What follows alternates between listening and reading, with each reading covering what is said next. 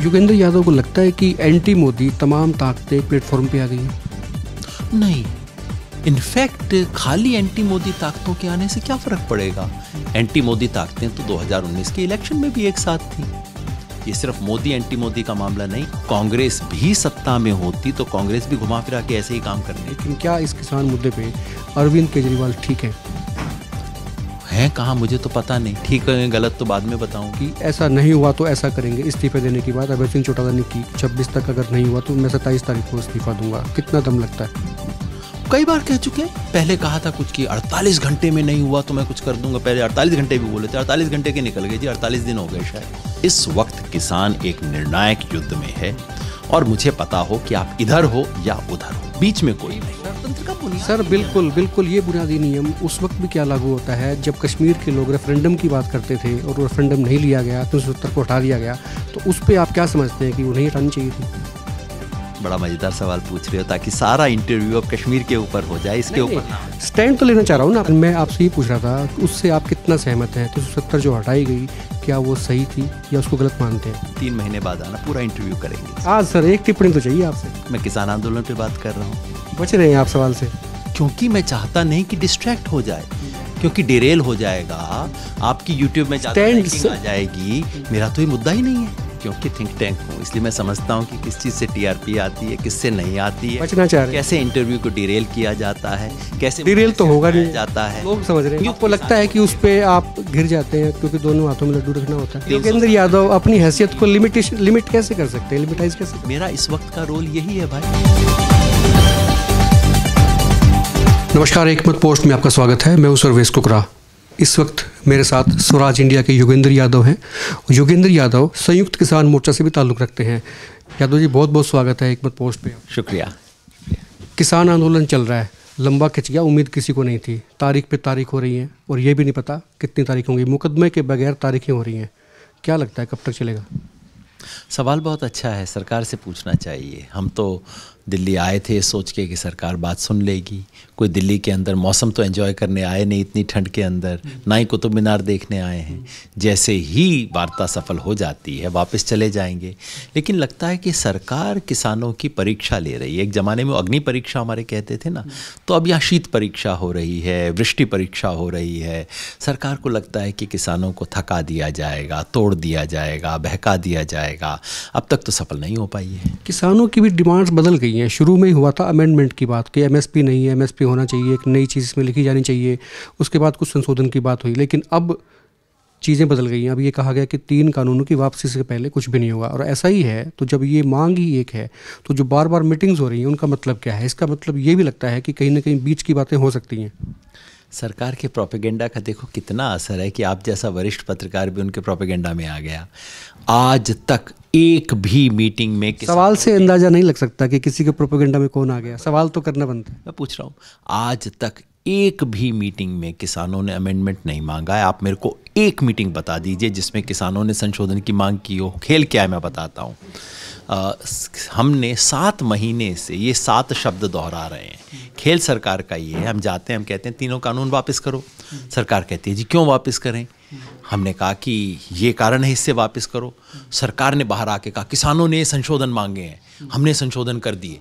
अरे हमने मांगे ही नहीं, हमने कहा इन कारणों से ये कानून इतने खराब हैं कि इनको रद्द करो। सरकार ने अपनी बात ही नहीं कही, सरकार ने दूसरों की बात भी कही। बिल्कुल, मैं इन मीटिंग से पहले की बात कर रहा हूँ। जब ये आंदोलन खड़ा हुआ तब तो लगा था कि मजबूत हो ही गया है, लेकिन उससे पहले जब ये आंदोलन नहीं था, दिल्ली बॉर्डर्स पर लोग जमा नहीं थे, उससे पहले बात सिर्फ यही होती थी जिस वक्त ये पार्लियामेंट में पास किया गया, नहीं इसमें अमेंडमेंट की ज़रूरत है नहीं। लेकिन अब बात ये हो रही है कि हट और जिद में से जीत किसकी होगी? सरकार की हट है, किसानों की जिद है? हट भाई साहब क्या, देखिए मैं कहूँ कि मेरे को आपको गिफ्ट देनी है, आप कहो ना भाई साहब चाहिए नहीं, वापस ले लो। मैं कह सकता हूँ ज़्यादा से ज़्यादा कि ना भाई देख बड़ी अच्छी चीज़ है, एक बार देख तो ले। आप कहेंगे ना भाई साहब देख ली, वापस ले लो। उसके बाद मैं कहूँ ना जी मैंने गिफ्ट दी है, तेरे को तो लेनी ही पड़ेगी। अब आप बताइए कौन हट कर रहा है? आप हाथ जोड़ के कह रहे हो ना भाई नहीं चाहिए, मैं हट कर रहा हूँ कि आप कर रहे हो। मोदी जी कहते हैं किसान को गिफ्ट देनी है, किसान कहता है जी ना चाहिए। आप ये कहना चाह रहे हैं कि पार्लियामेंट में कोई भी कानून लाया जाए, कोई अमेंडमेंट लाया जाए तो कुछ भी हो तो संबंधित लोगों से पूछ के लाया जाए, आपका ये कहना है, जबकि आप लोगों ने तो चुन के भेजा उन लोगों को। भाई साहब आप तो बड़ी विचित्र बात कह रहे हो। ये तो दुनिया में लोकतंत्र का पहला नियम है कि जिसके बारे में कल को पत्रकारों के बारे में मैं कानून लाऊं और कहूं कि हाँ मेरे पास कई दिन से मन में विचार आ रहा था कि पत्रकारों की मदद करने के लिए ऐसा कानून बनाते हैं कि रोज सुबह थाने में जाके रिपोर्ट करो, उसके बाद अपनी रिपोर्टिंग किया करो। आप कहोगे भाई साहब क्या कर रहे हो, मैं कहूँगा मेरा पत्रकारों की सुरक्षा के लिए मैं ऐसा कर रहा हूँ। फिर उसके बाद आप कहोगे भाई साहब ऐसी सुरक्षा नहीं चाहिए, मैं कहूँगा चलो बीच की बात कर लेते हैं, सोमवार बुधवार शुक्रवार को थाने में जाया करो।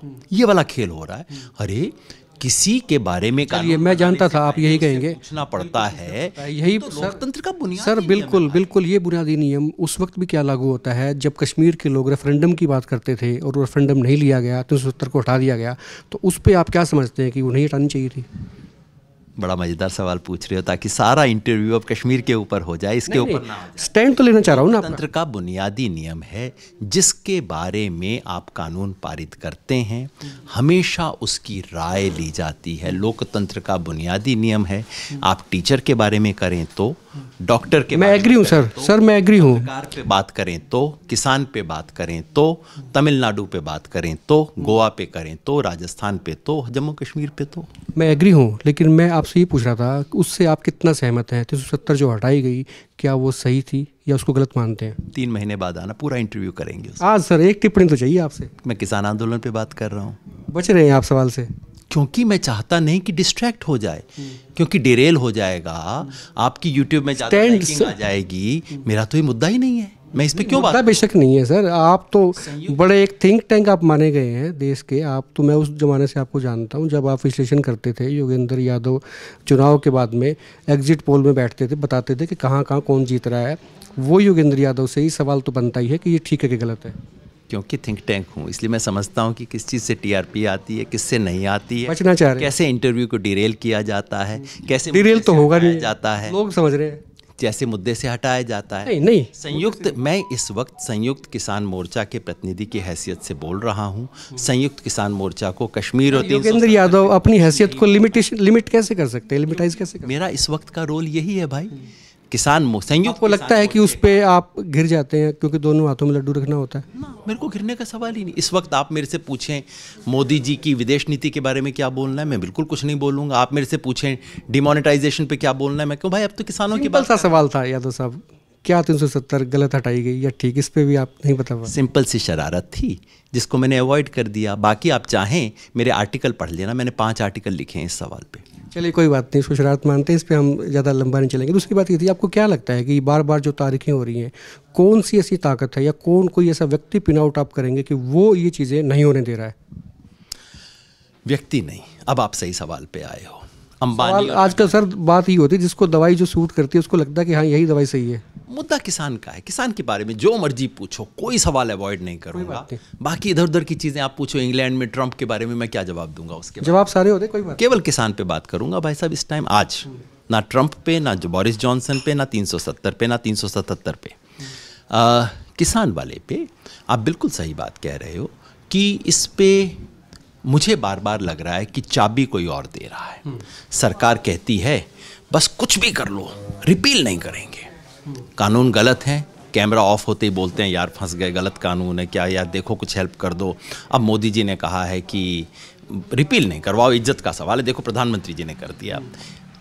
एक आदमी की नाक का सवाल है। मैं तो समझता हूँ इस वार्ता में जिस वार्ता की सबसे ज़्यादा ज़रूरत है वो वार्ता है प्रधानमंत्री जी और नरेंद्र मोदी में वार्ता की सख्त ज़रूरत है। कमरा बंद करके शीशे के सामने बैठ के वार्ता करने की ज़रूरत है कि भाई तेरी नाक बड़ी है या कि 15 करोड़ किसान परिवारों का सुख दुख। और अगर नरेंद्र मोदी प्रधानमंत्री को समझा दें कि देखो लोकतंत्र में जो नेता जनता के सामने झुकता है वो नेता बड़ा होता है, छोटा नहीं होता। अगर मोदी जी को ये बात समझा दी जाए प्रधानमंत्री जी को, तो सारी वार्ताएं 5-5 मिनट में हो जाएंगी। पर मुझे लगता है कि खेल इससे बड़ा है। खेल इससे बड़ा इसलिए है कि कोई चाबी है जो पीछे काम कर रही है कि नहीं कुछ भी करना, इन कानूनों को वापस बिल्कुल नहीं लेना है। और वो चाबी मुझे लगता है अडानी और अंबानी जिसका प्रतिनिधित्व करते हैं वहाँ है ये चाबी। इस देश के कॉरपोरेट ने बता रखा है कि ये कानून वापस नहीं होने चाहिए। अब उनकी बात प्रधानमंत्री क्यों मानते हैं, ये उस दिन पता लगेगा जिस दिन ये इलेक्टोरल बॉन्ड है ना, इसका जिस दिन डेटा खुल जाएगा कि ये सैकड़ों करोड़ रुपए कहाँ से आते हैं, उस दिन शायद समझ आएगा। आपको क्या लगता है कि सरकार लंबा खींच पाएगी इस आंदोलन को, झेल पाएगी? सरकार ने सोचा था कि जैसे कर्मचारियों का आंदोलन होता है 5 दिन 10 दिन के अंदर थक थका के चले जाएंगे, तो सरकार ने पहले सोचा कि चलो पहले थका लो, फिर सोचा तोड़ लेंगे, क्या है एक आधे को कुछ ऑफ़र कर देंगे, पैसा वैसा, सरकार के पास इतनी चीज़ें ऑफ़र करने को होती हैं।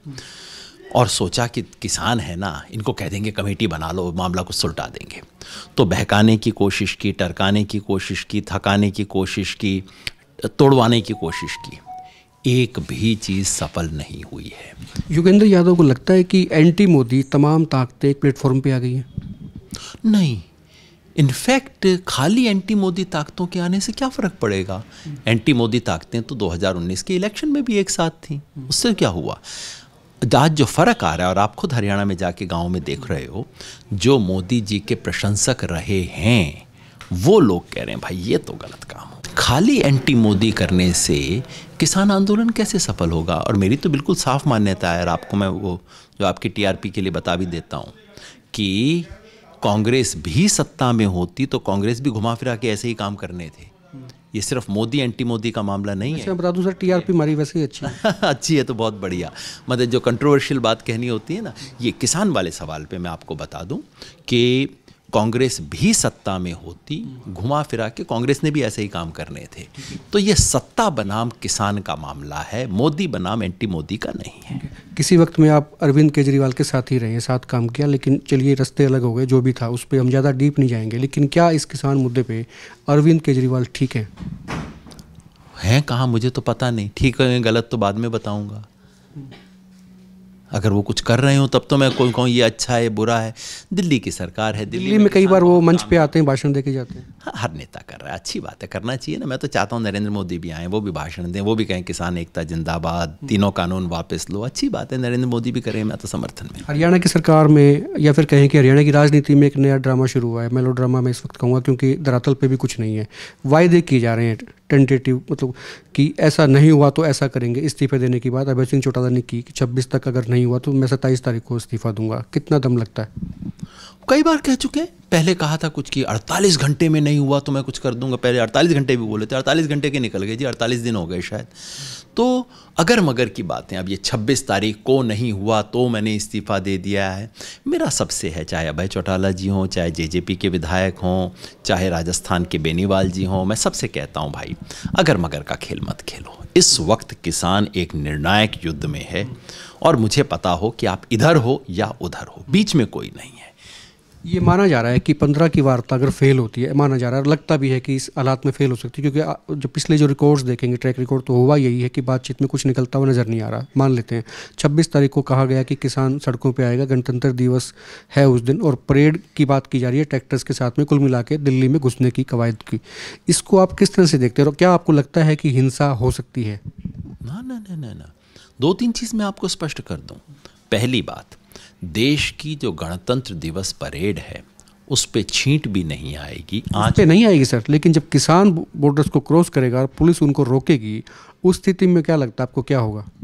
हम आपको पूरी उसकी आउटलाइन 4-5 दिन पहले बता देंगे। कोई छुप के नहीं होगा, कोई अंधेरे में अंधड़ की तरह थोड़ी आएंगे। बाकायदा नियम बना के डिसिप्लिन से हम करेंगे जो कुछ करेंगे, और सारी चीज़ सार्वजनिक करेंगे। अभी मैं आपको उसके सिर्फ सिद्धांत बता सकता हूँ, एग्जैक्ट आउटलाइन। ये मान ली जाए कि आप लोगों ने रूपरेखा या उसका ट्रैक जो है वो तैयार कर लिया है, कर लेंगे। मुख्यमंत्री मनोहर खट्टर का आपने देखा कि कल विरोध हुआ है, और जमकर विरोध हुआ। इससे पहले अम्बाला में विरोध हो चुका है, अब करनाल के कैमला गांव में हो गया। क्या दर्शाता है? हालांकि खट्टर साहब ने ये कहा कि ये कांग्रेस और कुछ लोग हैं वो शरारत कर रहे हैं। किस तरह से देखते हैं, क्या ये चीज़ें बढ़ेंगी अभी? मुख्यमंत्री अपने ही जिले में अपनी पसंद के चुने हुए गांव में 100 करोड़ की रिश्वत की प्रॉमिस देने के बावजूद कदम नहीं रख सकते। ये हालत आ गई है। और अगर भाई कांग्रेस की इतनी ताकत है कि हरियाणा में जहां उंगली रख दो वहां विरोध करवा सके, तो भाई बहुत बड़ी पार्टी होगी। मेरे को तो दिखाई ना देती ऐसी सड़क पे, लेकिन सचमुच मुख्यमंत्री कांग्रेस को जितना महिमा मंडित कर रहे हैं, ऐसी कांग्रेस होती तो चुनाव ना जीत जाती। सच ये है कि साधारण किसान इनके खिलाफ है। सच ये है कि जब युवा लोग बैरिकेड तोड़ने के लिए आए तो स्थानीय गांव के किसानों ने उनको रास्ता दिखाया। शुक्रिया योगेंद्र जी बात करने के लिए। योगेंद्र यादव थे। आप अपने कमेंट नीचे ज़रूर लिखिएगा, आप क्या सोचते हैं, और आप देखते रहिए हिकमत पोस्ट। नमस्कार।